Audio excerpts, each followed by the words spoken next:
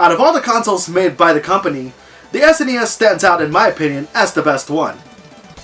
Now don't get me wrong, I enjoyed playing my NES and Famicom back in the day, and while I did grow up more playing with the Sega Genesis, there's no doubt that the SNES definitely has a robust library of games that, when I hung out with my cousins a lot back in the day, we played the console non-stop with so many great games they had. Now in my previous video, I named my personal top 20 NES and Famicom games that deserves to be on the Switch Online. So in today's video, I'm going to do the same for the SNES and Super Famicom. As many of these games are so underrated, a lot of people didn't get a chance to play them a lot. Why top 20? Why keep things on top 10 when you can double down? I am Musashi X, and if this is the first time in this channel, feel free to hit the subscribe button. Be sure to give this video a thumbs up, and also feel free to share this video along with other videos in my channel to your friends and other people that you know that may be interested. It'll help my channel a lot.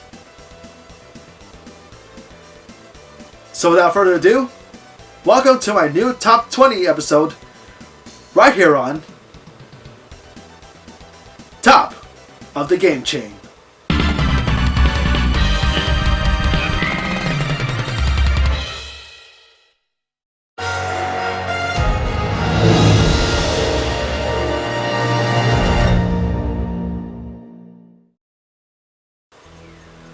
Just like in my last video, there's really not much rules to enforce other than these rules.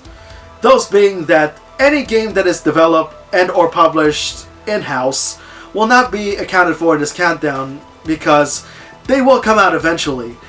It's only a matter of when they're going to do so. And finally, don't expect any Castlevania, Double Dragon, or Contra games to show up in this list, if only because a lot of the games that did come out on the SNES, well, they did show up in one form or another. In this case, compilations on other consoles, especially the Switch. So, let's get this countdown rolling, shall we?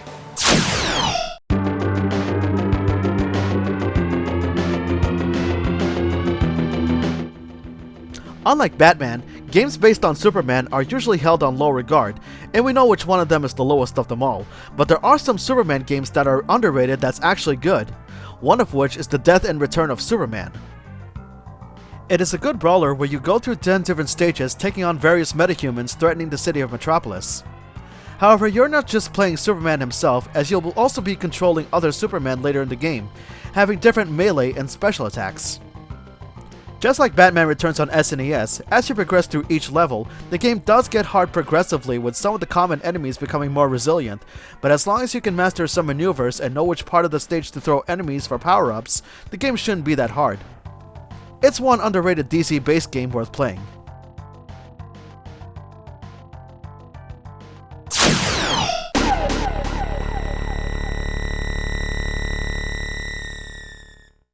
In the previous countdown, I've mentioned Sweet Home as one horror game worth having on the Switch, should the company decide to add it in. But here's one horror game in 1995 for the Super Famicom worth trying out called Clock Tower: The First Fear. You're in the role of Jennifer Simpson, an orphan who was adopted by the Barrows family in Norway along with others that are sharing the same status as her. However, after seeing one of the other orphans got killed, Jennifer has to find a way to escape the mansion once she's being pursued by a serial killer called the Scissor Man. The whole premise and dark nature of the game are based off Italian director Dario Argento's 1985 film Phenomena, with the game's protagonist being inspired by said film's lead character, played by one of my favorite actresses, Jennifer Connelly. Clock Tower is a point-and-click survival horror game in which you're guiding Jennifer in different parts of the Barrows Manor in order to solve the mystery on some disappearances of the other characters, while also avoiding being stalked by the Scissor Man. The latter gameplay element would eventually be used as the basis for escaping the Nemesis T-Type in Resident Evil 3 4 years later.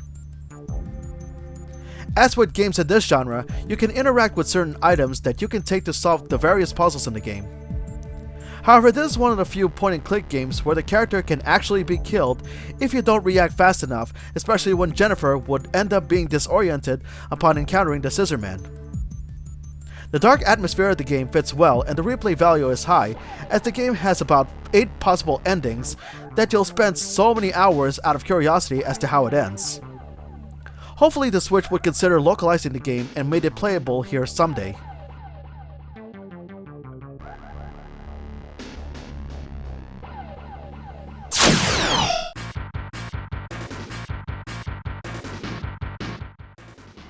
Speaking of localizing Super Famicom games, here's another gem that the West didn't receive called The Fireman.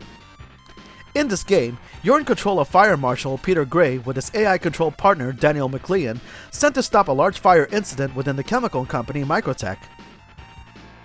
As Peter, you're equipped with a fire extinguisher with 2 ways of using it, either by launching a direct stream to take out large fires, or use it in a more approximate way to clear out small-sized fires blocking your path. And you also carry a limited supply of extinguishing grenades that can cover a large radius. You'll also find some civilians that weren't able to escape the building, and by rescuing them, you'll restore some HP. The game itself may be short, but it can still be challenging, especially since Peter is the only one who takes any damage, and you gotta master which stream you'll need to use to take out some of the bosses in the game, which are in the form of erratic moving fires. It's a shame that this game is Japan exclusive, as games involving firefighters are exceedingly rare, when the only other game with a similar premise we got in the West is Sega's Burning Rangers. It would be great to see the Fireman be localized for Switch Online in the future.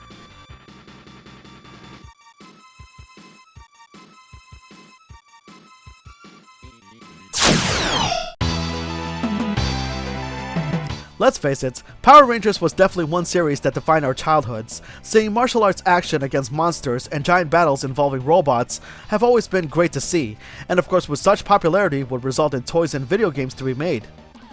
Granted, video games based on Super Sentai are usually missed in hits, but during the 4th generation era, the SNES and Sega Genesis are there to make Power Rangers games look good, and one of which is Mighty Morphin Power Rangers the movie. Unlike the first game on SNES, which is a straightforward brawler, Power Rangers the movie deviates itself not just on genre, but also on premise as well. What I mean is that premise-wise, is that the SNES version of Power Rangers the movie doesn't have any elements from the movie at all, save for Ivan Ooze in the end, while the Sega Genesis version does. That's not to say the game is bad. Heck no, the game is actually really good, but it's far more challenging than its predecessor as you can't perform combos anymore, and your platforming skills are put to the test as stages do have bottomless pits to avoid. Like the first game, you start off as a regular human, and by beating down enemies, you can collect energy icons to fill up your power meter. Each ranger has a unique special move when your gauge is not completely full, but once your power meter is filled to maximum, you can morph into your ranger form at any time, complete with full HP restore and screen nuke any enemies on screen upon morphing, in addition to having increased attack power. Though challenging, Power Rangers the movie is a solid title, what with a smooth gameplay, nice design, and a great soundtrack to listen to. You can even play up to 2 players at the same time. If this ever comes out on Switch Online, invite a friend over for a more phenomenal fun time.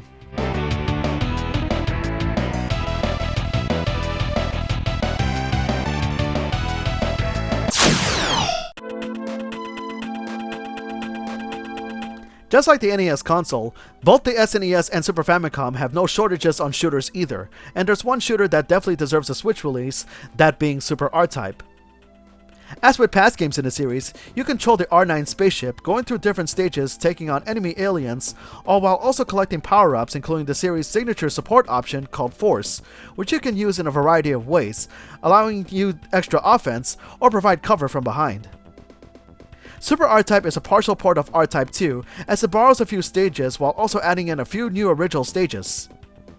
However, the series is known for its high difficulty due to the game's lack of checkpoints, so mastery of the game's mechanics is a must. The game is also prone to having slowdown when so many things are happening all at once, but it can also be beneficial to the player when you need to avoid obstacles to survive. Even with the high difficulty, the power-ups in the game and nice soundtrack made the game worthy on making it on this list.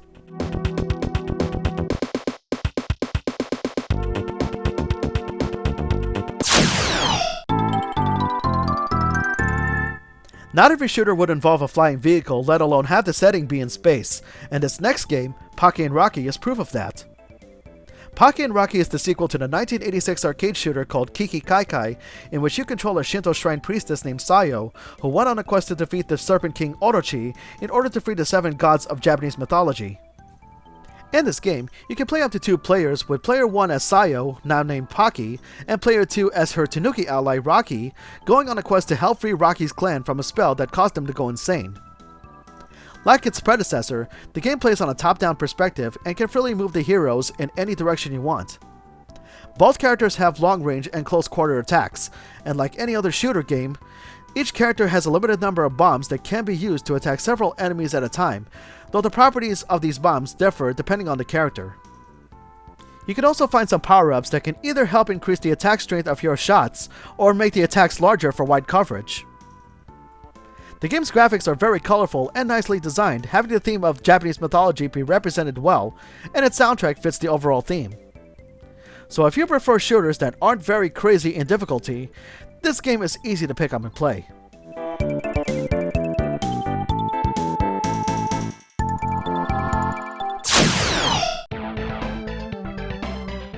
Long before we had Cyberpunk 2077, there was this cult classic with a cyberpunk theme called Shadowrun. It is an action RPG that is set in an isometric viewpoint, and you're given statistics of your character similar to that of tabletop games, while also having gameplay function in real time. When playing normally, the game plays out in point-and-click style, interacting with various non-playable characters and objects and performs specific actions in order to move the story forward.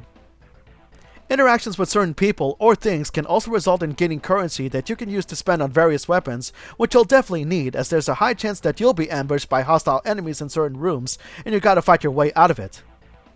You can also loot from enemies once they're defeated. Aside from currency, you can also gain karma points, which you can use to enhance your character's performance to be more resilient in later parts of the game. And long before the Matrix series, there will also be certain points in the game where you need to enter cyberspace to gain more information and currency, all while also avoiding danger, because just like in the Matrix films, if you're defeated in cyberspace, you're also toast in reality. With such great premise and problem-solving elements, Shadowrun was the quintessential cyberpunk game to play and very advanced for its time, and the soundtrack brings the combination of great action and suspense. A nice game of the genre worth playing, and it would be great to see this on Switch Online.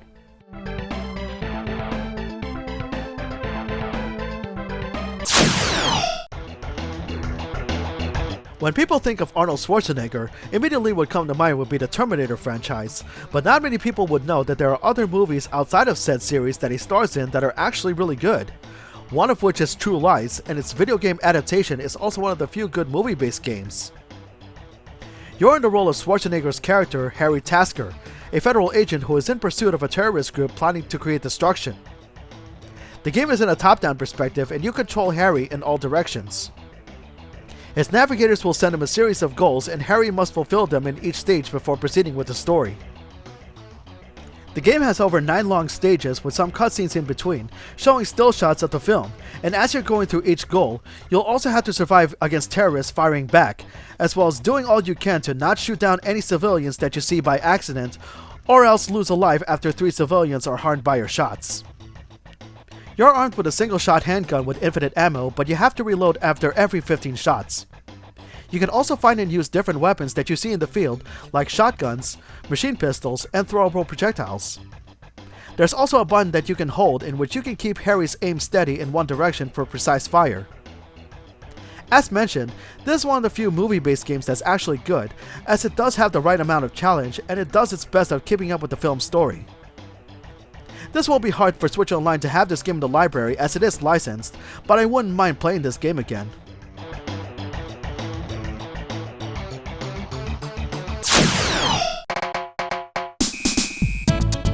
The Adventures of Master Higgins doesn't just stop on the NES, as he would have to battle monsters and save the islands yet again in Super Adventure Island. The gameplay is mostly the same as in past titles. You control Master Higgins, collecting food to ensure that he doesn't die of hunger, while also dodging obstacles and defeating enemies en route to the end of the stage. Missing from the game would be his dinosaur allies from the NES and Famicom games, and he only runs in the same speed, but the enhanced power-up system makes up for it, as Higgins can throw more powerful projectiles the more he picks up the same weapon type in a row, and he'll maintain that power until he gets killed. Just like past games, you can also find a skateboard to get through stages faster. The game will challenge you, but thankfully not as cheap as the first game. The graphics are very rich in color as past games were, and the music has a good mix of Islander and hip-hop beats. If the NES Adventure Island games are giving you a hard time, this game will help alleviate that frustration.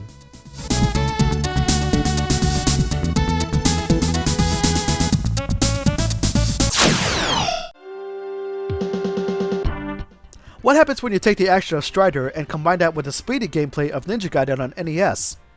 Next on the list is a rare gem called Hagane, the Final Conflict. The plot is that assassins called the Koma clan attacked the Fuma ninja clan and stole an ancient artifact that is the key to conquering the world. One member of the Fuma clan, the titular character Hagane, barely survived but was very damaged beyond repair until he was restored as a cyborg with his sights set on retrieving the artifact and avenge his clan. The game is a side-scroller and has 5 stages with different sections on each. As Hagane, he's armed with a sword, a chain, and limited number of shuriken and ninja grenades, and you can switch between them at any time regardless of the situation. Hagane can also perform maneuvers such as somersaults, air dashing, wall jumps, sliding, and charge up his attacks. He only has 3 HP to start with, though you'll eventually find items that you can increase his HP past 3. The game has very fluid controls, but the whole game is trial and error, as it is a necessity to master all the techniques Hagane has in his disposal if you wish to get through enemies that are gunning for you. You do have infinite continues, but you'll start at the very first section of that stage, prompting you to train yourself and remember the enemy layouts until you get it right. Despite the difficulty, this is one rare game that I think deserves its place within Switch Online, due to its fast gameplay and hardcore ninja action.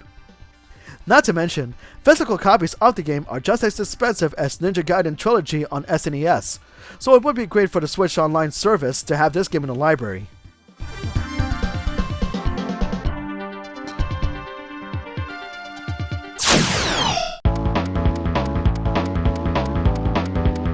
Good old Pac-Man. Still going strong after 40 years, munching down on enemy ghosts, and arcade players would still play his game to get the highest score and mark their place in history. Pac-Man would see some different installments, exploring different genres outside of its arcade game, such as the character going on in some adventures, and here's one adventure game that stars Pac-Man that not many people talk about, called Pac in Time. In this game, Pac-Man is not confined to a maze-like board like in the arcades, as you can move him freely.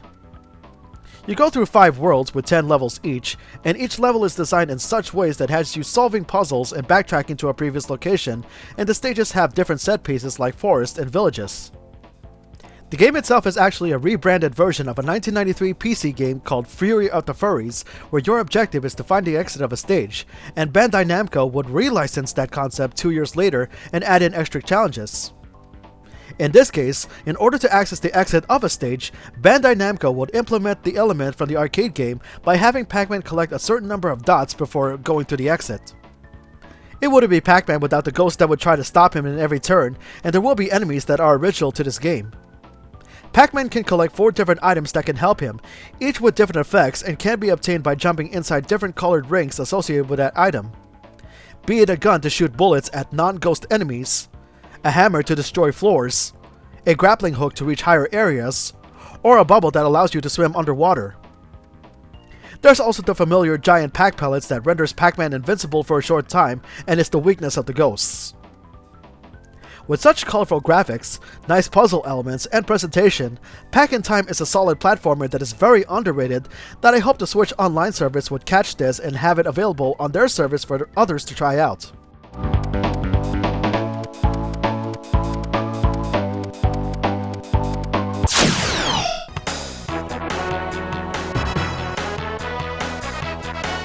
Video gaming in the 90s have a huge abundance of mascot platformers, and here's a memorable one from my childhood called Sparkster, the 3rd game in the Rocket Knight series and shares the name of the 2nd game for the Sega Genesis. The game, however, doesn't follow the continuity of the first 2 games, but still has the premise of Sparkster of the Rocket Knights on his quest to save the kingdom from invaders and his rival and traitor, Axel Gear. The gameplay is how the very first game was, as Sparkster is armed with a sword that can fire sonic booms, and you can charge his rocket pack not only to have him fly short distances, but also unleash powerful charge attacks. Unlike the Genesis titles, this game also makes use of a button for short dashes for careful platforming.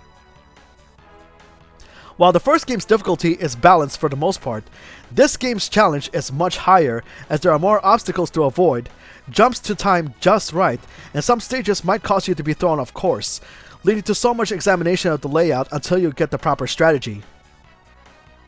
But regardless of the difficulty, the game is still enjoyable, with its great graphics and sound, as well as the controls having the first game's scheme in mind. If past mascots like Bubsy can make a comeback, hopefully Sparkster can also make his return as well.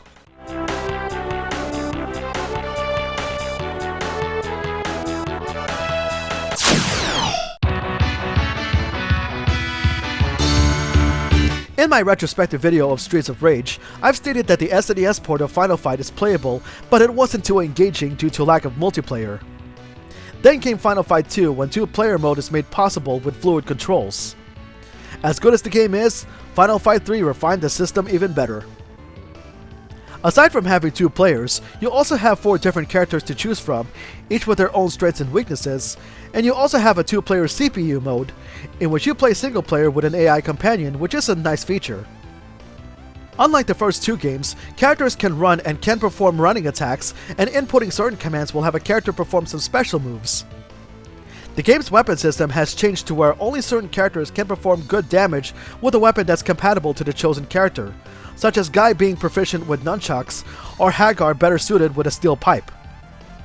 Characters also have a super meter which feels upon defeating enemies, and by inputting the command while holding onto an enemy, you can unleash powerful moves with heavy damage. The stages in the game have pathways that deviate themselves depending on the conditions met, so there's a chance that you'll be facing different bosses, or either end the stage quickly or continue the stage in a whole different area. With multiple pathways, an awesome soundtrack, and a refined gameplay system, Final Fight 3 is in my opinion the best in the series. This game was previously released on the Virtual Console, so hopefully Switch Online can capitalize on that by adding it to the service's library. With Streets of Rage 4 also available on Switch, it'll be great to have this game on the go as well.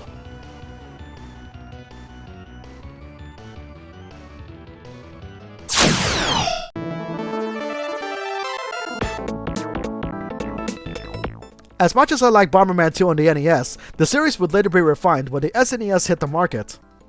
Although I had fun with Super Bomberman, it's the sequel that I had the most enjoyment. Just like past games, your usual attack is just dropping bombs to clear obstacles and enemies, while also avoiding getting caught in the blast yourself. By destroying walls, you'll also find some power-ups to increase your performance.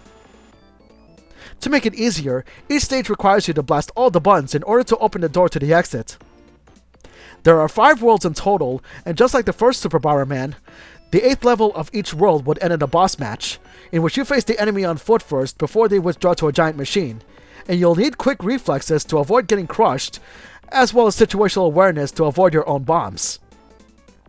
What Bomberman 2 did right for the NES, Super Bomberman 2 perfected it, making the game fast-paced and streamlined. Another good game that deserves the Switch Online treatment.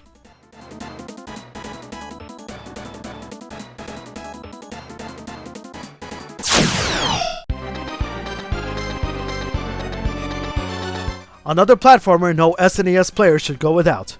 Up next in the countdown is ActRaiser. This game combines 2 genres in one, platform and simulation.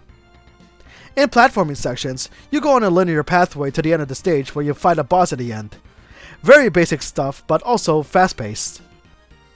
However, some RPG elements come in the game's simulation mode after clearing a stage. During this intermission, you are tasked with maintaining the growth and protection of your nation by raising the population and make use of elements to grow your civilization further. By increasing the civilization of the region, more advanced buildings can be constructed, further raising the population, and with an increase of population and defeating some flying demons while in this mode, will help increase your character's maximum HP as well as SP for conjuring elements, and the character on side-scrolling missions will also have an increase in HP as well. This game does reward you well for being a good Samaritan, and the more you do so, you won't have to worry much about being defeated with more HP you gain. A very creative game, and it has a nice soundtrack, done by the legendary Yuzo Koshiro, which you've heard me mention before in past reviews. It's rather surprising that this game hasn't made the Switch Online library yet, so I hope the company picks up on it.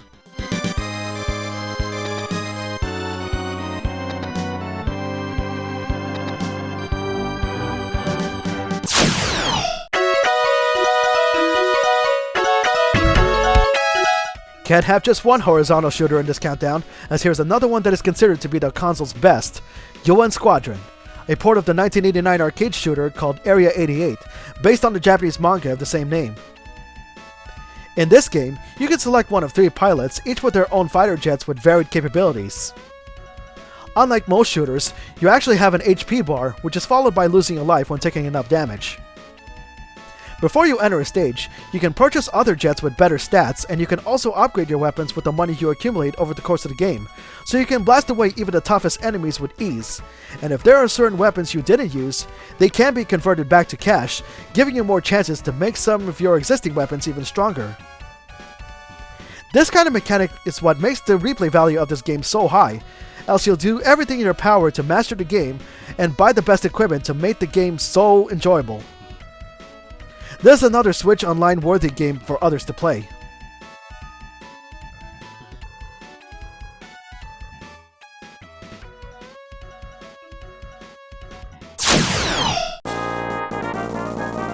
There's no denying that Capcom can make Disney games so much fun in the 90s.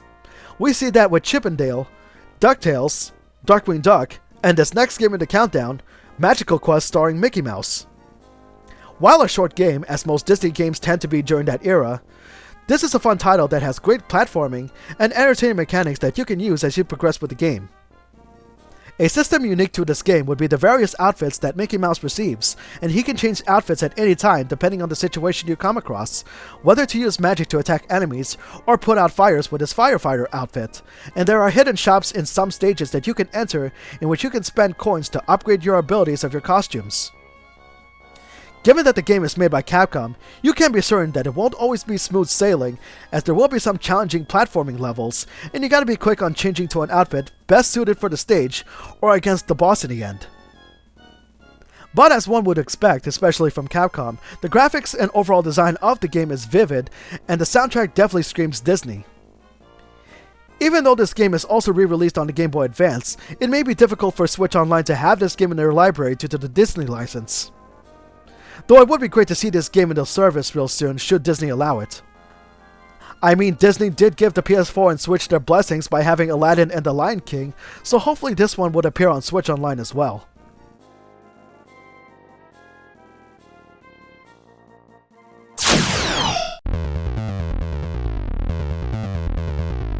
Here's another mascot platformer that's also a cult hit. Good old Earthworm Jim, saving the world from wacky villains in the craziest stages ever made. While the first game was great, I find the second game to be more enjoyable, and for some reason, it's hardly being talked about.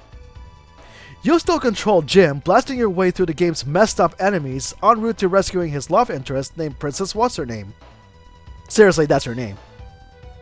The sequel now has more guns to use than just a standard handgun, ranging from homing shots, 3-way finger fire, a super plasma shot, and a rare screen nuke.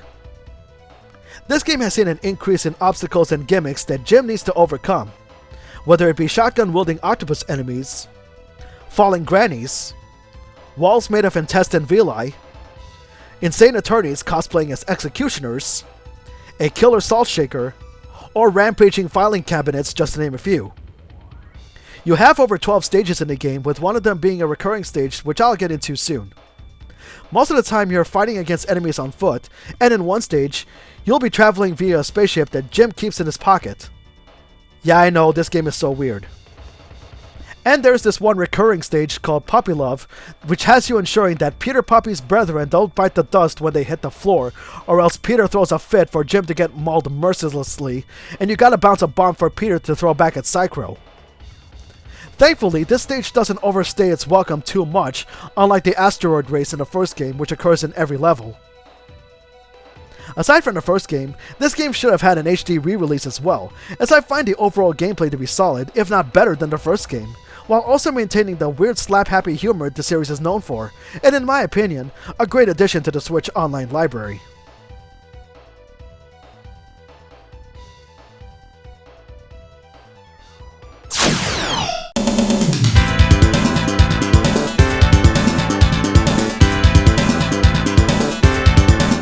Another memorable classic brawler that no player should ever go without.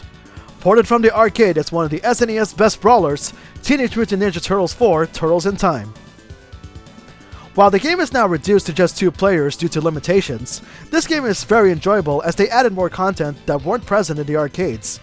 And while the instruments used for the music is obviously different, the game does its best to make the soundtrack as arcade quality as it can. It's still just as fast-paced as its arcade counterpart, and good times will always happen when you have a second player joining in on the action. If Switch Online were to release the next group of SNES titles, hopefully this game is one of them, as it would be great to have Turtles in Time on the go as well. A timeless classic to replay to this day. So what game takes the top spot for SNES game that the service needs?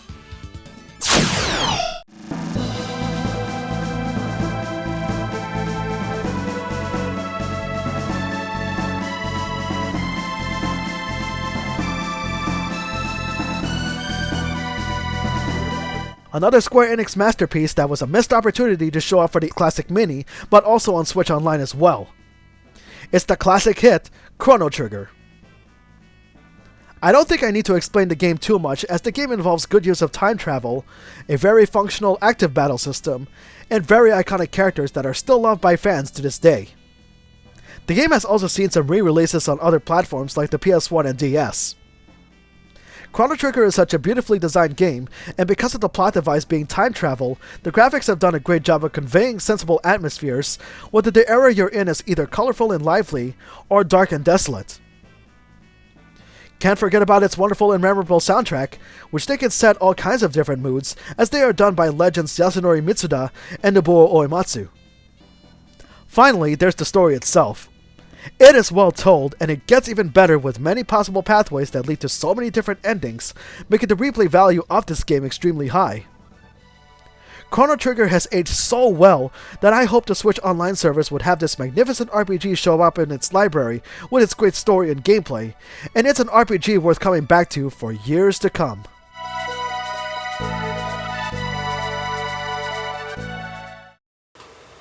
And there you have it, folks. My personal top 20 SNES and Super Famicom games that I think deserves to be on Switch Online.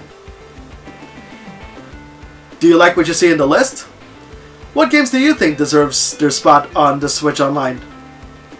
Let me know in the comments down below. I hope you folks like this video, and if you find this video interesting, feel free to subscribe to my channel, give this video a thumbs up, and also share this video as well as other contents of my channel to friends and other people that you know that may be interested in it. It'll definitely help my channel a lot. And don't worry folks, there will be more top 20 videos in the future. Until then, this has been Musashi X, and I bid you all farewell, take care, and stay tuned.